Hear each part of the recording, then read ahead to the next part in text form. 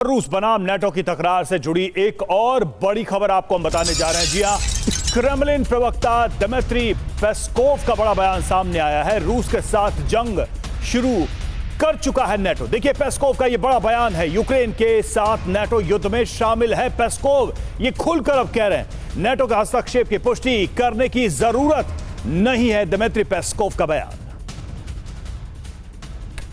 तो देख रहे हैं आप किस तरह के बयान सामने आ रहे हैं रूस की तरफ से। दिमित्री मेदवेदेव सीधे सीधे विश्व युद्ध का जिक्र कर रहे हैं और दिमित्री पेस्कोव साफ तौर पर कह रहे हैं कि नेटो जंग शुरू कर चुका है रूस के खिलाफ। होने क्या वाला है, आइए समझते हैं। दिमित्री पेस्कोव के इस बयान के मायने आपको बताते हैं। रूस नेटो महायुद्ध शुरू हो चुका है क्या?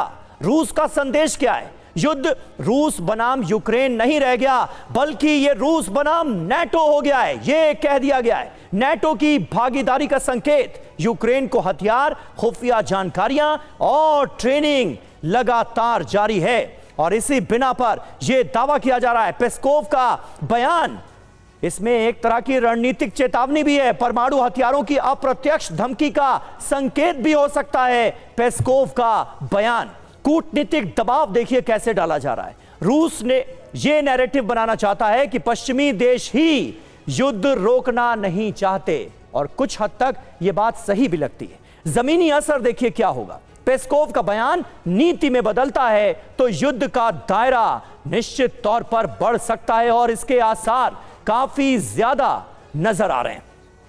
डॉक्टर संदीप त्रिपाठी हमारे साथ मौजूद हैं। संदीप जी, ये तो बात हो गई तैयारियों की।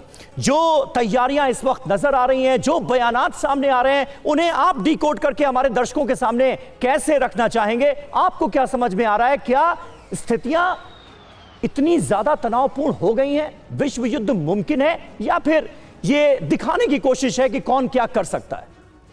देखिए समीर जी, इसके दो पहलू हैं। पहला तो यह कि जब मार्च 2022 से युद्ध स्टार्ट हुआ तब पहले दिन से ही नेटो के साथ रशिया लड़ रहा था।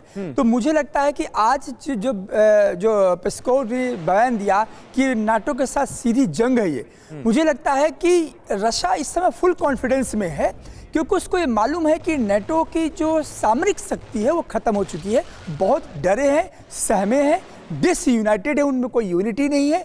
और यहाँ तक कि थोड़ा सा टेस्टिंग ग्राउंड किया रोमानिया और पोलैंड पर, तो दोनों बिखर गए, रातों रात बिखर गए। और अमेरिका तो आप देखिए, ट्रंप तो कुछ बोल ही नहीं रहे।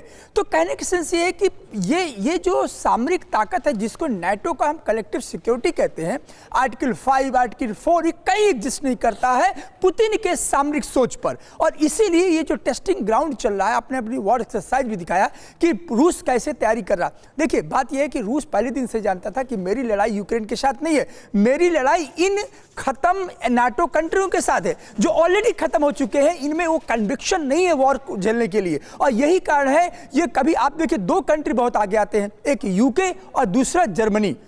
ये दोनों बार बार आगे सामने आते हैं उसके प्रति, यूक्रेन के प्रति। लेकिन जैसा कुछ टेस्टिंग ग्राउंड होता है तो यूके शांत हो जाता है। और यही बात पोलैंड की। पोलैंड अभी 2 महीने पहले कह रहा था कि मुझे ब्लैकमेल मत किया जाए, मेरे बाउंड्री से वॉर जो सप्लाई चेन को न बनाया जाए। और जब छोटा सा टेस्टिंग ग्राउंड कर दिया रूस ने, तो पोलैंड और इसमें हमें यह भी याद रखना होगा कि इंग्लैंड को, लंदन को खास तौर पे पूरी तरह से बर्बाद करने की चेतावनी नहीं, सैकड़ों बार, एक बार नहीं सैकड़ों बार रूस की तरफ से दी गई है। और मुझे लगता है ब्रिटेन समझता है कि यह चेतावनी अपने आप में वास्तविक भी है, गंभीर भी है। इसलिए शायद जब आप कह रहे थे कि पांव पीछे खींच लेते हैं, उसकी बड़ी वजह यह भी है।